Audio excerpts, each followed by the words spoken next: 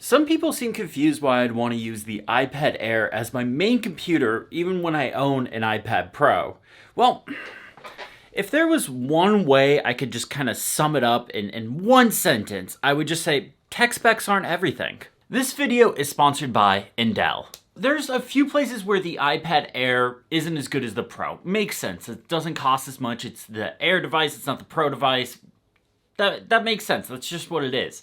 A lot of people in my last video in the comments, they mentioned, oh, no ProMotion, I wouldn't use it. And ProMotion's definitely a nice feature, but it doesn't make me more productive. It's just nice. You get smoother scrolling and stuff like that. I'm not an artist, so I don't really benefit from the lower latency you get with it when it comes to using something like the Apple Pencil.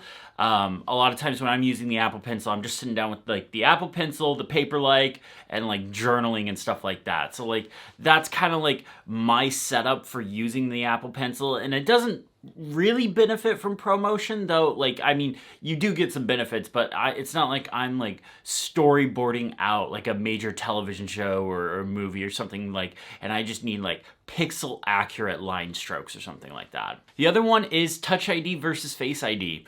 This one actually might surprise you.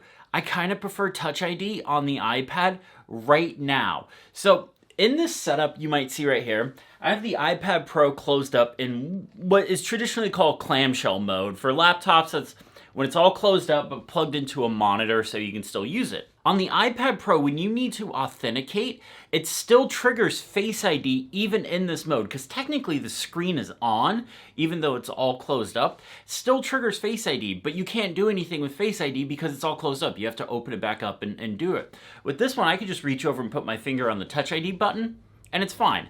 I also turn off the feature that auto locks the display after like 30 seconds or a minute or whatever. I hate that feature. So I'm not sitting here unlocking my iPad a lot throughout the day. Usually, like when I grab my iPad, I sit down and I just start using it, and I just leave it unlocked until I'm done. So I don't feel like I'm having to constantly unlock the device. I use the authentication mostly for passwords and Apple Pay and stuff like that, like downloading apps and stuff like that. Then there is the lack of mini LED. So the mini LED display is only on the 12.9-inch iPad Pro. And like I talked about in the last video, the 12.9-inch iPad Pro, for the way I'm using the iPad currently, is just too big for me. So while I'm sad to give up the mini LED display, out of the three things I've mentioned already, the mini LED display actually is the one that I care about the most, because when I'm watching video, you get those really like nice colors, true blacks. It looks really good. So that's actually the thing I'm regret giving up the most, but since it's not even in the 11-inch iPad Pro, it's just going to be something I have to deal with. So that's the hardware stuff, but there is some stuff on the software side. So the first thing is no 3-column view. 3-column view is a really nice thing on the 12.9-inch iPad Pro. You'll see this in the Mail app, and other places as well. But this basically gives you the ability to see multiple columns of information. This is really handy on the 12.9-inch iPad Pro, but on the iPad Air and the 11-inch iPad Pro, there just isn't enough screen real estate. Then the other software feature is split view. So split view is a really handy feature. I use it a lot, multitasking. It's really important to the way I use it. It's a lot more cramped on the iPad Air and the 11-inch iPad Pro as opposed to the 12.9-inch iPad Pro. No real big surprise there. I mean, the more screen real estate you have, the more space you're going to have. But that is a downside that I am having to work with. This video is sponsored by Intel. Intel is an app I've been using for years, well before they reached out for a sponsorship, and I absolutely love it. If you need help increasing your focus, Intel is for you. For me, I struggle with focusing on my daily task. I have ADHD and I get distracted super easily. This is simple tasks like research or writing that I just have trouble focusing on. So what I'll do is I'll put on Intel and throw on my headphones, and it helps me block out the world. But this can also help you with things like studying for a test or anxiety. I know for me, when I was struggling with anxiety a couple of years ago, Intel actually helped me with that. Intel uses AI to adapt to inputs like location, weather, and heart rate. It then plays back sounds and music based on the mode you picked. There's a new soundscape by Grammy Award-winning producer, songwriter, and mental health advocate James Blake. It's designed for winding down your day. I love the way this sounds. So I've been playing this in the evenings as I'm like kind of turning things off, getting ready for bed, kind of wrapping up my day.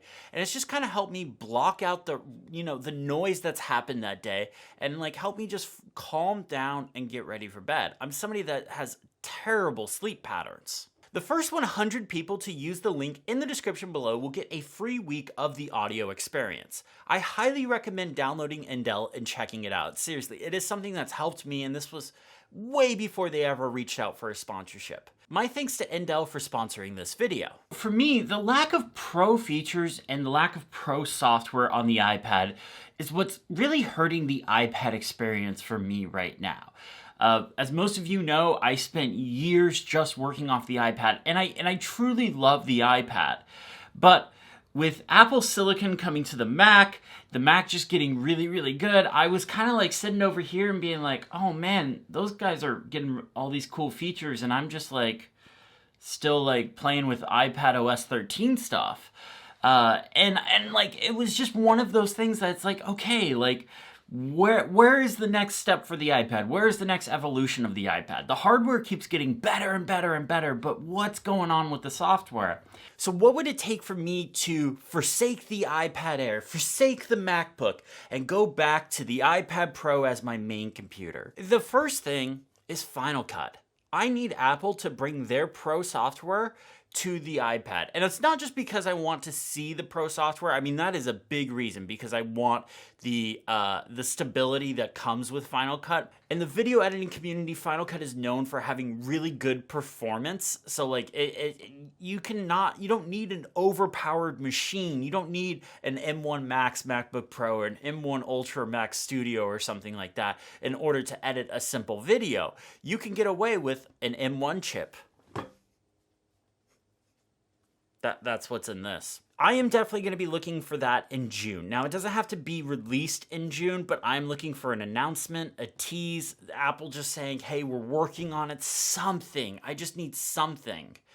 The other thing that I'm looking for is external monitor support. This is something I hear from all of you a lot that you really want from the iPad, and in some form or fashion, whether it's dual monitor support or just like, let me plug in the iPad and like the external monitor takes over the screen or whatever, like just some kind of external monitor support, because Apple's releasing these really nice monitors. I just got a studio display and I really, really like it, but having those black bars on the side just kills me a little bit. Especially because the iPad Air, everything is just a lot bigger when you plug it into an external monitor than the 12.9-inch iPad Pro because of screen resolution, all that stuff. So it really feels like a lot of wasted space using the iPad Air plugged into an external monitor. I'll also be looking for file and folder backups. So file and folder backups are a big thing for a lot of professional creators, but honestly, they should be a big thing for everyone. Right now, the only way to back up an iPad is to do an iCloud backup, which backs up an image. So if you're going to restore that image from a previous state, you have to wipe your iPad and restore it. You can't just go back and like pick a file or a folder from like 6 months ago or something like that. So I'd like to see Time Machine support come to the iPad. Let me back up my the On My iPad section in the Files app. Let me back up iCloud Drive and other third-party cloud providers and stuff like that to an external device, like an external hard drive or a NAS or something. And then piggybacking off that, Files improvements. Files does get better every year. In fact, I go back and rewatch my iPad OS videos a couple of times, and like one thing I noticed every single time I make an iPad OS walkthrough video, whether it was 13, 14, 15, I always comment on how Files is getting better and better and better. Now, I guess Files was introduced in 13, so I mentioned in 14 and 15 that Files was getting better, so I hope to see Files gets better in 16 as well and gets more pro features like Finder. So those are the big things. Those are the things that I really want to see. Now, if we got Final Cut, that would probably be enough to bring me back to the iPad full time. But if we got Final Cut and external monitor support, that would definitely be like, hey, yeah, I'm here. But if we got all three of those things, I would be one happy camper. So for me right now, the iPad has taken the form of specific tasks. The Mac, specifically my MacBook Pro, that is my creative computer. That is where I'm editing videos. That is where I'm doing a lot of big photo edits, Photoshop work, stuff like that. Because I can plug it into this monitor I have here now. You know, I have the fancy studio display monitor now.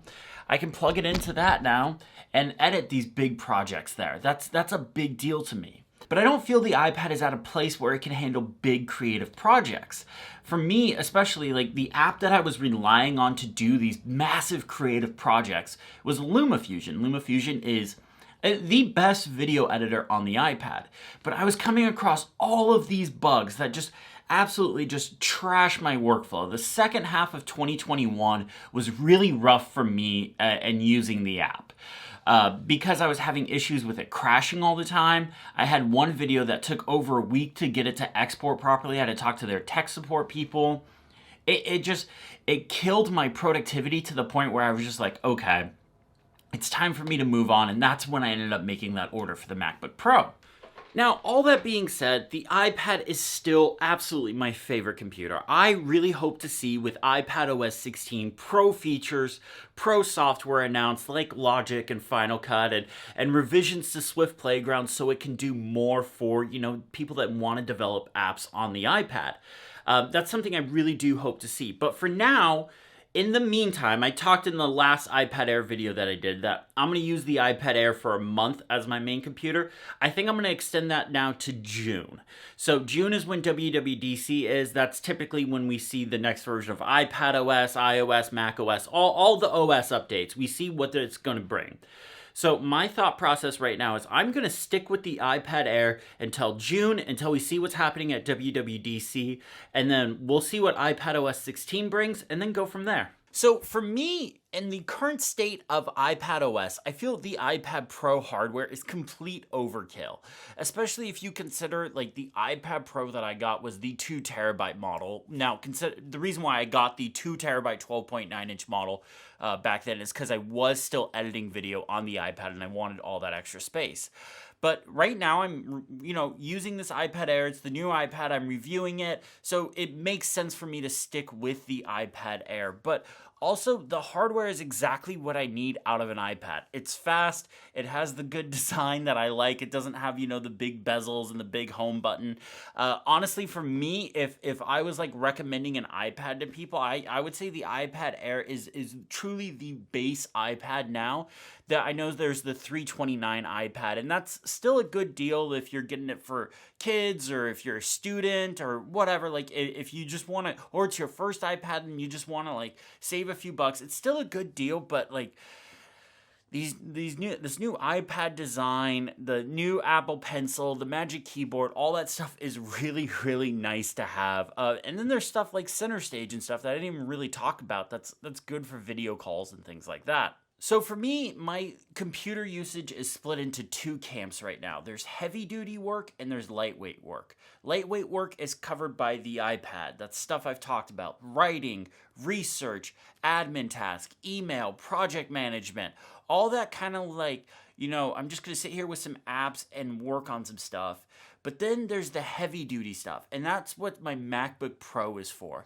And that's all the video editing and big photo editing and Photoshop work and all that like really big heavy duty creative tasks that can benefit from an M1 Max chip. And my hope is we do get the stuff that I talked about a bit ago with iPadOS 16, pro features, pro software, Final Cut, and all that stuff. And what I would really like to do, what I personally want is to, honestly, sell the MacBook Pro, go back to the iPad Pro as my main computer, and then maybe get a Mac Studio or something for those really heavy-duty video projects, like my iPadOS walkthrough videos that I do every year. Those are really big videos. They usually end up being somewhere between 30 and 40 minutes, so those are really big, massive videos. So I could see like big projects like that go to a Mac Studio, a desktop. Having an always-on desktop is not just good for creative stuff, but then you can do automations and things like that. You can have an always-on computer that's running automations in the background. And then the other side of that would be I get my iPad OS 16 wishes and I can bring back the iPad Pro as my main computer. That'd be my portable computer. Normal video projects like these right here would be edited on the iPad. Normal photo projects could be edited on the iPad. Photoshop on the iPad is getting really good. I'm actually really liking the direction it's going in. So that's my hopes. That is my hopes and dreams right there, is that the iPad can go back to being my main computer and the Mac goes to being a specialty device that I keep around for things like automations and heavy duty creative projects and stuff like that, but I don't rely on it every day. That is my hope. We'll see if that ends up happening. So that's it for this video. Let me know in the comments below what your current computer setup. Are you still all in on the iPad? Are you kind of 50-50 with the Mac and the iPad? Or are you just going all back to the Mac? I've heard from some of you and that you're just kind of like tired of waiting and you went back to the Mac, and I don't blame you. So that's it for this video. Thank you so much for watching. If you liked the video, hit the thumbs up button, subscribe if you haven't already, and have a great day.